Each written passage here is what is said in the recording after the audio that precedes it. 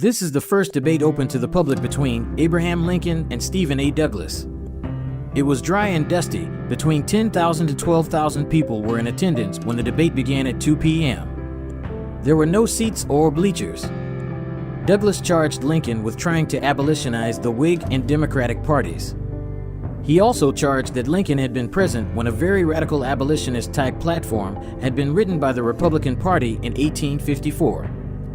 Douglas accused Lincoln of taking the side of the common enemy in the Mexican War. Douglas also said Lincoln wanted to make Illinois a free Negro colony. Douglas asked Lincoln 7 questions. Lincoln, during his turn, did not respond to the questions and was on the defensive, denying the allegations Douglas had made.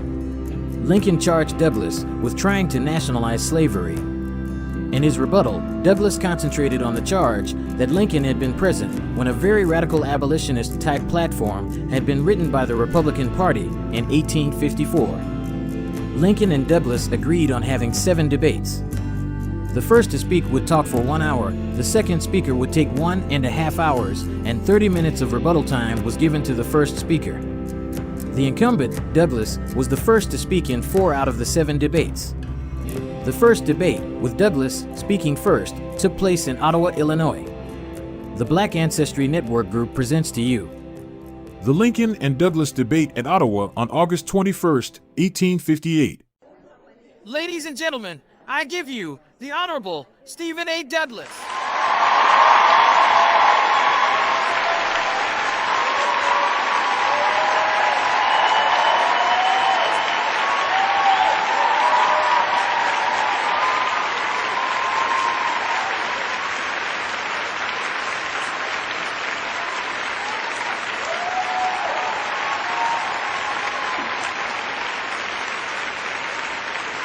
Ladies and gentlemen, I appear before you today for the purpose of discussing the leading political topics which now agitate the public mind. By an arrangement between Mr. Lincoln and myself, we are present here today for the purpose of having a joint discussion as the representatives of the 2 great political parties of the state and union upon the principles and issue between those parties and this vast concourse of people shows the deep feeling which pervades the public mind in regard to the questions dividing us. Prior to 1854, this country was divided into 2 great political parties known as the Whig and Democratic parties. Both were national and patriotic, advocating principles that were universal in their application.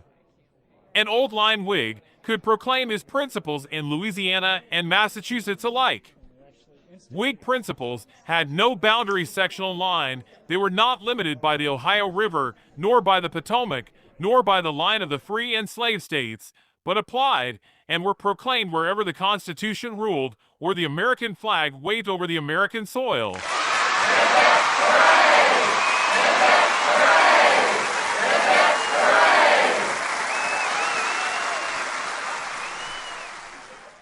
So it was, and so it is with the great Democratic Party, which, from the days of Jefferson until this period, has proven itself to be the historic party of this nation.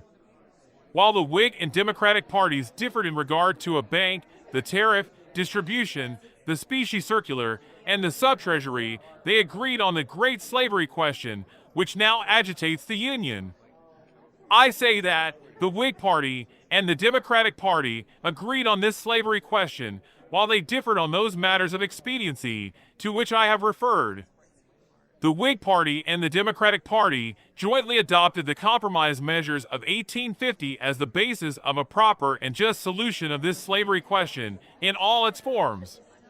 Clay was the great leader, with Webster on his right and Cass on his left, and sustained by the patriots in the Whig and Democratic ranks, who had devised and enacted the compromise measures of 1850.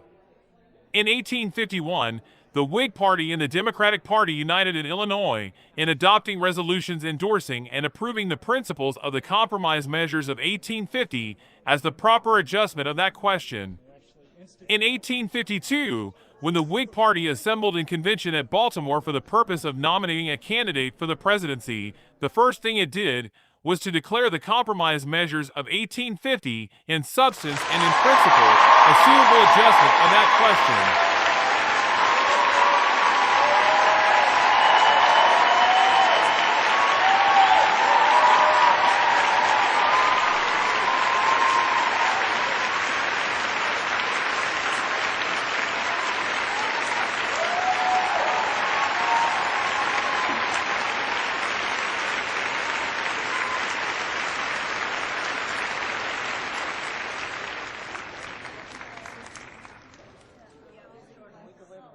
My friends, silence will be more acceptable to me in the discussion of these questions than applause. I desire to address myself to your judgment, your understanding, and your consciences, and not to your passions or your enthusiasm. When the Democratic Convention assembled in Baltimore in the same year for the purpose of nominating a Democratic candidate for the presidency, it also adopted the compromise measures of 1850 as the basis of Democratic action. Thus, you see that up to 1853 to 54, the Whig Party and the Democratic Party both stood on the same platform with regard to the slavery question. That platform was the right of the people of each state and each territory to decide their local and domestic institutions for themselves, subject only to the federal Constitution. During the session of Congress of 1853 to 54, I introduced into the Senate of the United States a bill to organize the territories of Kansas and Nebraska on that principle, which had been adopted in the compromise measures of 1850, approved by the Whig Party and the Democratic Party in Illinois in 1851, and endorsed by the Whig Party and the Democratic Party in National Convention in 1852. In order that there might be no misunderstanding in relation to the principle involved in the Kansas and Nebraska bill, I put forth the true intent and meaning of the act in these words: it is the true intent and meaning of this act not to legislate slavery into any state or territory, or to exclude it therefrom, but to leave the people thereof perfectly free to form and regulate their domestic institutions in their own way, subject only to the federal Constitution. Thus, you see that up to 1854, when the Kansas and Nebraska bill was brought into Congress for the purpose of carrying out the principles which both parties had up to that time endorsed and approved, there had been no division in this country in regard to that principle, except the opposition of the abolitionists. In the House of Representatives of the Illinois legislature, upon a resolution asserting that principle, every Whig and every Democrat in the House voted in the affirmative, and only 4 men voted against it, and those 4 were old-line abolitionists.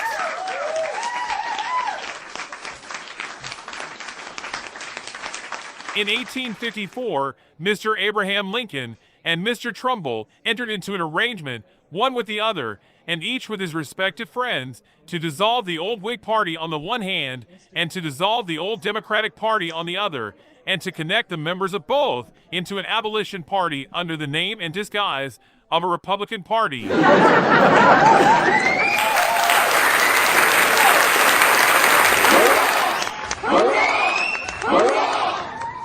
The terms of that arrangement between Mr. Lincoln and Mr. Trumbull have been published to the world by Mr. Lincoln's special friend, James H. Matheny, Esquire, and they were that Lincoln should have Shields' place in the U.S. Senate, which was then about to become vacant, and that Trumbull should have my seat when my term expired.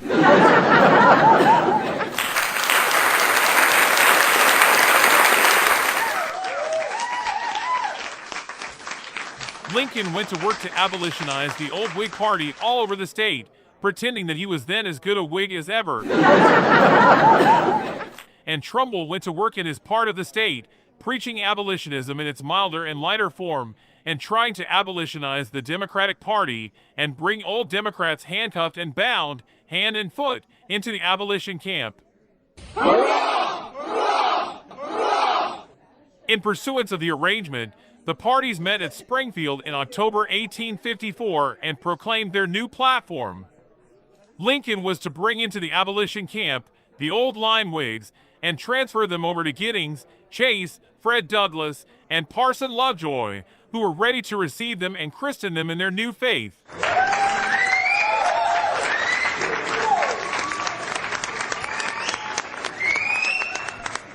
They laid down on that occasion a platform for their new Republican Party, which was to be thus constructed. I have the resolutions of their state convention then held, which was the first mass state convention ever held in Illinois by the Black Republican Party, and I now hold them in my hands and will read a part of them and cause the others to be printed. Here are the most important and material resolutions of this abolition platform. 1. That we believe this truth to be self-evident, that when parties become subversive of the ends for which they are established or incapable of restoring the government to the true principles of the Constitution, it is the right and duty of the people to dissolve the political bands, by which they may have been connected therewith, and to organize new parties upon such principles and with such views as the circumstances and exigencies of the nation may demand. 2. That the times imperatively demand the reorganization of parties, and repudiating all previous party attachments, names, and predilections, we unite ourselves together in defense of the liberty and constitution of the country, and will hereafter cooperate as the Republican Party, pledged to the accomplishment of the following purposes: to bring the administration of the government back to the control of first principles, to restore Nebraska and Kansas to the position of free territories, that, as the Constitution of the United States vests in the states, and not in Congress, the power to legislate for the extradition of fugitives from labor, to repeal and entirely abrogate the fugitive slave law, to restrict slavery to those states in which it exists, to prohibit the admission of any more slave states into the Union, to abolish slavery in the District of Columbia, to exclude slavery from all the territories over which the general government has exclusive jurisdiction, and to resist the acquirements of any more territories, unless the practice of slavery therein forever shall have been prohibited. 3. That in furtherance of these principles, we will use such constitutional and lawful means as shall seem best adapted to their accomplishment, and that we will support no man for office under the general or state government who is not positively and fully committed to the support of these principles, and whose personal character and conduct is not a guarantee that he is reliable, and who shall not have abjured old party allegiance and ties. Now, gentlemen, your black Republicans have cheered every one of those propositions.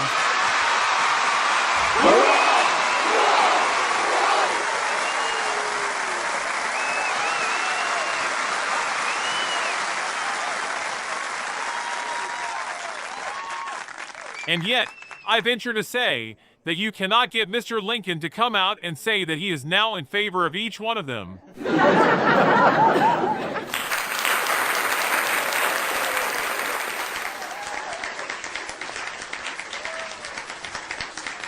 That these propositions, one and all, constitute the platform of the Black Republican Party of this day, I have no doubt. Good. And when you were not aware for what purpose I was reading them, your black Republicans cheered them as good black Republican doctrines. That's it.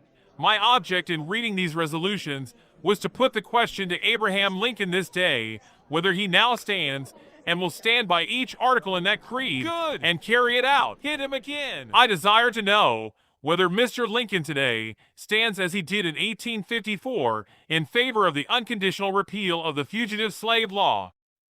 I desire him to answer whether he stands pledged today, as he did in 1854, against the admission of any more slave states into the Union, even if the people want them.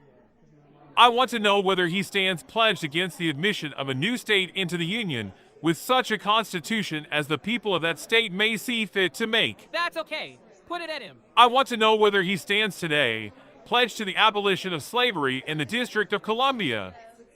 I desire him to answer whether he stands pledged to the prohibition of the slave trade between the different states. He does. I desire to know whether he stands pledged to prohibit slavery in all the territories of the United States, north as well as south of the Missouri Compromise line. Kansas too. I desire him to answer whether he is opposed to the acquisition of any more territory unless slavery is prohibited therein. I want his answer to these questions. Your affirmative cheers in favor of this abolition platform is not satisfactory. I ask Abraham Lincoln to answer these questions in order that when I trot him down to Lower Egypt, I may put the same questions to him.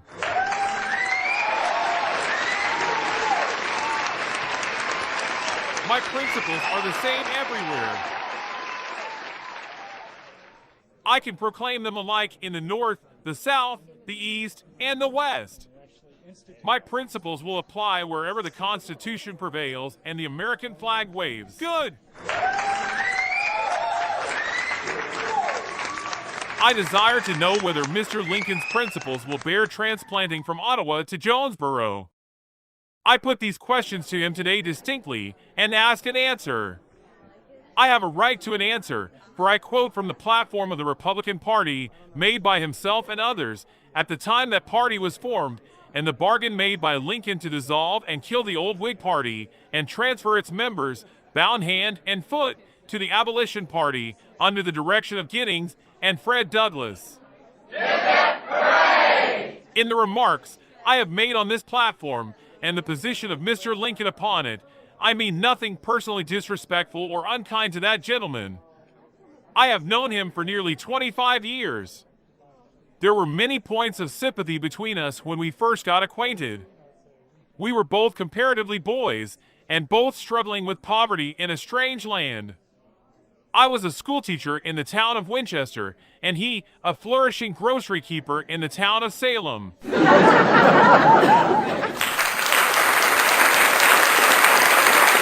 was more successful in his occupation than I was in mine, and hence more fortunate in this world's goods. Lincoln is one of those peculiar men who perform with admirable skill everything which they undertake. I made as good a schoolteacher as I could, and when a cabinet maker, I made a good bedstead and tables, although my old boss said I succeeded better with you. But I believe that Lincoln was always more successful in business than I, for his business enabled him to get into the legislature. I met him there, however, and had sympathy with him because of the uphill struggle we both had in life. He was then just as good at telling an anecdote as now. No doubt. He could beat any of the boys wrestling or running a foot race, in pitching quoits or tossing a copper, could ruin more liquor than all the boys of the town together. And the dignity and impartiality with which he presided at a horse race or fist fight excited the admiration and won the praise of everybody that was present and participated. I sympathized with him because he was struggling with difficulties, and so was I. Mr. Lincoln served with me in the legislature in 1836 when we both retired, and he subsided or became submerged, and he was lost sight of as a public man for some years. In 1846, when Wilmot introduced his celebrated proviso, and the abolition tornado swept over the country, Lincoln again turned up as a member of Congress from the Sangamon district. I was then in the Senate of the United States and was glad to welcome my old friend and companion. Whilst in Congress, he distinguished himself by his opposition to the Mexican War, taking the side of the common enemy against his own country. That's true! And when he returned home, he found that the indignation of the people followed him everywhere, and he was again submerged or obliged to retire into private life, forgotten by his former friends. And will be again. He came up again in 1854, just in time to make this abolition or Black Republican platform, in company with Giddings, Lovejoy, Chase, and Fred Douglass, for the Republican Party to stand upon. Hit him again. That's it. Trumbull, too, was one of our own contemporaries. He was born and raised in Old Connecticut, was bred a Federalist, but removing to Georgia, turned nullifier when nullification was popular, and as soon as he disposed of his clocks and wound up his business, migrated to Illinois, turned politician and lawyer here, and made his appearance in 1841 as a member of the legislature. He became noted as the author of the scheme to repudiate a large portion of the state debt of Illinois, which, if successful, would have brought infamy and disgrace upon the fair escutcheon of our glorious state. The odium attached to that measure consigned him to oblivion for a time. I helped to do it. I walked into a public meeting in the hall of the House of Representatives and replied to his repudiating speeches, and resolutions were carried over his head denouncing repudiation and asserting the moral and legal obligation of Illinois to pay every dollar of the debt she owed in every bond that bore her seal. Good!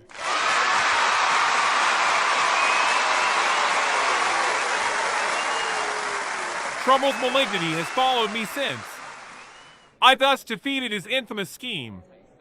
These two men having formed this combination to abolitionize the old Whig Party and the old Democratic Party and put themselves into the Senate of the United States in pursuance of their bargain, are now carrying out that arrangement. Matheny states that Trumbull broke faith, that the bargain was that Lincoln should be the senator in Shields' place, and Trumbull was to wait for mine.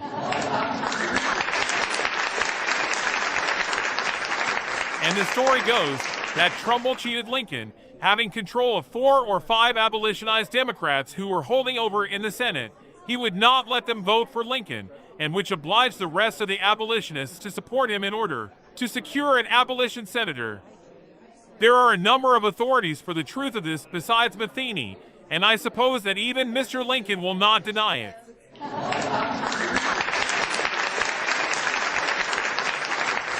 Lincoln demands that he shall have the place intended for Trumbull, as Trumbull cheated him and got his, and Trumbull is stumping the state traducing me for the purpose of securing the position for Lincoln in order to quiet him. Lincoln can never get it. It was in consequence of this arrangement that the Republican convention was impaneled to instruct for Lincoln and nobody else, and it was on this account that they passed resolutions that he was their first, their last, and their only choice. Archie Williams was nowhere, Browning was nobody, Wentworth was not to be considered. They had no man in the Republican Party for the place except Lincoln, for the reason that he demanded that they should carry out the arrangement. Hit him again. Having formed this new party for the benefit of deserters from Whiggery and deserters from democracy, and having laid down the abolition platform which I have read, Lincoln now takes his stand and proclaims his abolition doctrines. Let me read a part of them. In his speech at Springfield to the convention, which nominated him for the Senate, he said, "In my opinion, it will not cease until a crisis shall have been reached and passed. A house divided against itself cannot stand. I believe this government cannot endure permanently half slave and half free. I do not expect the Union to be dissolved. I do not expect the house to fall, but I do expect it will cease to be divided. It will become all one thing, or all the other. Either the opponents of slavery will arrest the further spread of it and place it where the public mind shall rest in the belief that it is in the course of ultimate extinction, or its advocates will push it forward till it shall become alike lawful in all the states old, as well as new, north, as well as south." Good, good.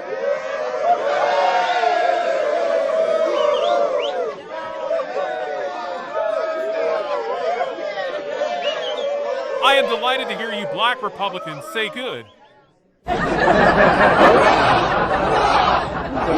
I have no doubt that doctrine expresses your sentiments. Hit them again, and I will prove to you now, if you will listen to me, that it is revolutionary and destructive of the existence of this government.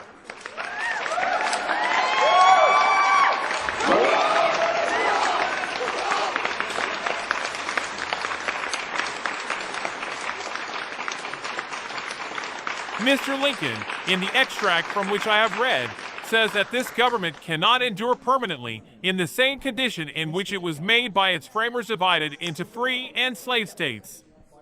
He says that it has existed for about 70 years thus divided, and yet he tells you that it cannot endure permanently on the same principles and in the same relative condition in which our fathers made it. Why can it not exist divided into free and slave states?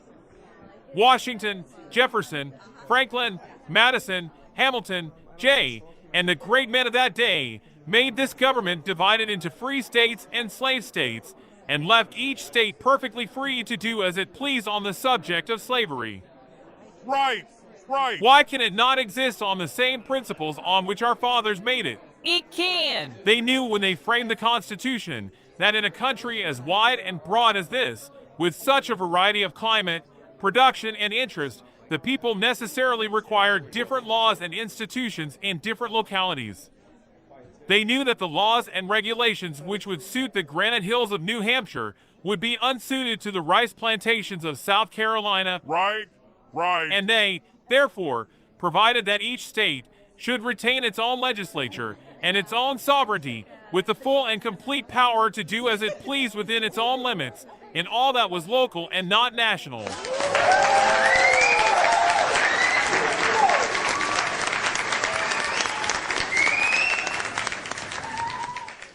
One of the reserved rights of the states was the right to regulate the relations between master and servant on the slavery question.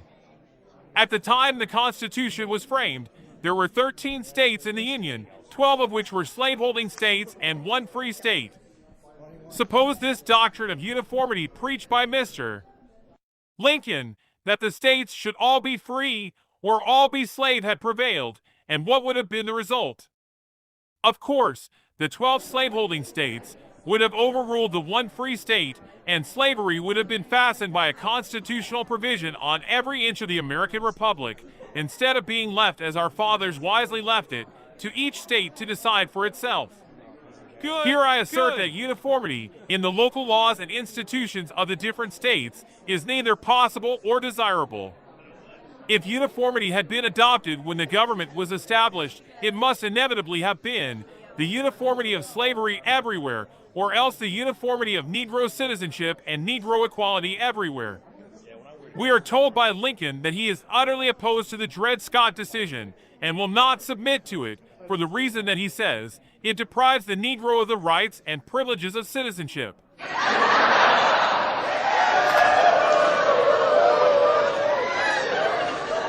That is the first and main reason which he assigns for his warfare on the Supreme Court of the United States and its decision. I ask you, are you in favor of conferring upon the Negro the rights and privileges of citizenship? No. Do you desire to strike out of our state constitution that clause which keeps slaves and free Negroes out of the state and allow the free Negroes to flow in and Never. cover your prairies with black settlements?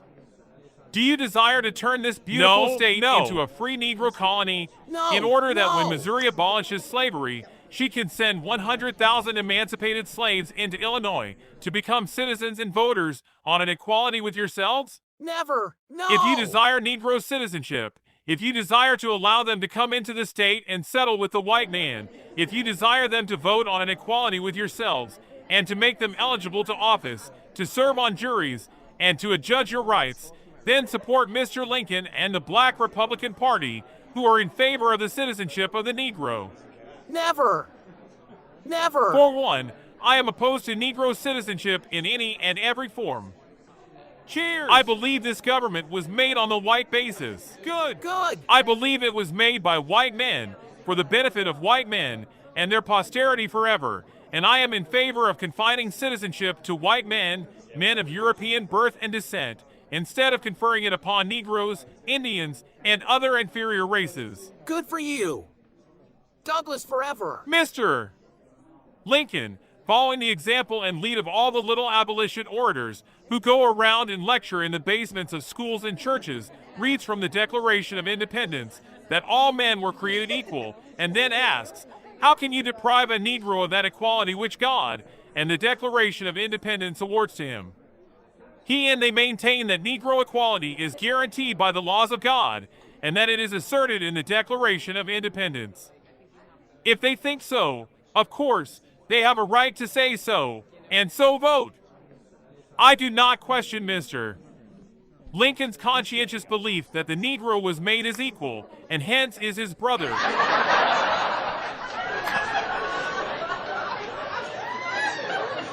But for my own part, I do not regard the Negro as my equal, and positively deny that he is my brother or any kin to me whatever. Never. Hit him again. Lincoln has evidently learned by heart Parson Lovejoy's catechism. He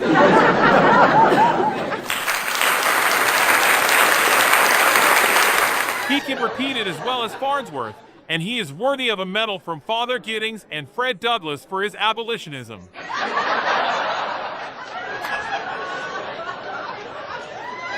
He holds that the Negro was born as equal, and yours, and that he was endowed with equality by the Almighty, and that no human law can deprive him of these rights which were guaranteed to him by the supreme ruler of the universe.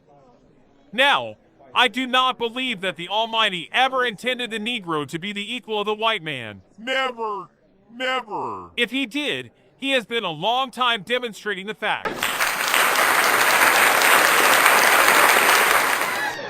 For thousands of years, the Negro has been a race upon the earth, and during all that time, in all latitudes and climates, wherever he has wandered or been taken, he has been inferior to the race which he has there met. He belongs to an inferior race and must always occupy an inferior position. Good. That's so? I do not hold that because the Negro is our inferior, that therefore he ought to be a slave. By no means can such a conclusion be drawn from what I have said. On the contrary, I hold that humanity and Christianity Both require that the Negro shall have and enjoy every right, every privilege, and every immunity consistent with the safety of the society in which he lives. That's so. On that point, I presume there can be no diversity of opinion. You and I are bound to extend to our inferior and dependent beings every right, every privilege, every facility, and immunity consistent with the public good. The question then arises, what rights and privileges are consistent with the public good? This is a question which each state and each territory must decide for itself. Illinois has decided it for herself. We have provided that the Negro shall not be a slave, and we have also provided that he shall not be a citizen, but protect him in his civil rights, in his life, his person, and his property, only depriving him of all political rights whatsoever, and refusing to put him on an equality with the white man. Good! That policy of Illinois is satisfactory to the Democratic Party and to me, and if it were to the Republicans, there would then be no question upon the subject. But the Republicans say that he ought to be made a citizen, and when he becomes a citizen, he becomes your equal, with all your rights and privileges. He never shall. They assert the Dred Scott decision to be monstrous because it denies that the Negro is, or can be a citizen under the Constitution. Now, I hold that Illinois had a right to abolish and prohibit slavery as she did, and I hold that Kentucky has the same right to continue and protect slavery that Illinois had to abolish it. I hold that New York had as much right to abolish slavery as Virginia has to continue it, and that each and every state of this union is a sovereign power with the right to do as it pleases upon this question of slavery and upon all its domestic institutions. Slavery is not the only question which comes up in this controversy. There is a far more important one to you, and that is, what shall be done with the free Negro? We have settled the slavery question as far as we are concerned. We have prohibited it in Illinois forever, and in doing so, I think we have done wisely, and there is no man in the state who would be more strenuous in his opposition to the introduction of slavery than I would.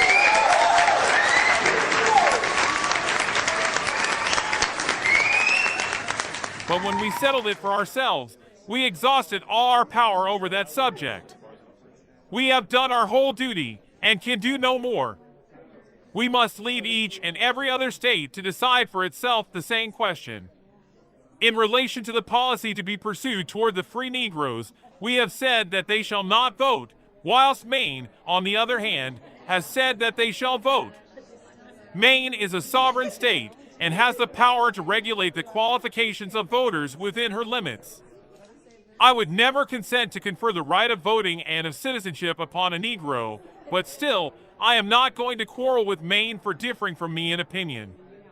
Let Maine take care of her own Negroes and fix the qualifications of her own voters to suit herself without interfering with Illinois, and Illinois will not interfere with Maine. So, with the state of New York, she allows the Negro to vote, provided he owns $250 worth of property, but not otherwise. While I would not make any distinction whatever between a Negro who held property and one who did not, yet if the sovereign state of New York chooses to make that distinction, it is her business and not mine, and I will not quarrel with her for it. She can do as she pleases on this question if she minds her own business, and we will do the same thing. Now, my friends, if we will only act conscientiously and rigidly upon this great principle of popular sovereignty, which guarantees to each state and territory the right to do as it pleases on all things, local and domestic, instead of Congress interfering, we will continue at peace one with another. Why should Illinois be at war with Missouri, or Kentucky with Ohio, or Virginia with New York, merely because their institutions differ? Our fathers intended that our institutions should differ. They knew that the North and the South, having different climates, productions, and interests, require different institutions. This doctrine of Mr. Lincoln of uniformity among the institutions of the different states is a new doctrine never dreamed of by Washington, Madison, or the framers of this government. Mr. Lincoln and the Republican Party set themselves up as wiser than these men who made this government, which has flourished for 70 years under the principle of popular sovereignty, recognizing the right of each state to do as it pleased. Under that principle, we have grown from a nation of 3 or 4 millions to a nation of about 30 millions of people. We have crossed the Allegheny Mountains and filled up the whole Northwest, turning the prairie into a garden and building up churches and schools, thus spreading civilization and Christianity where before there was nothing but savage barbarism.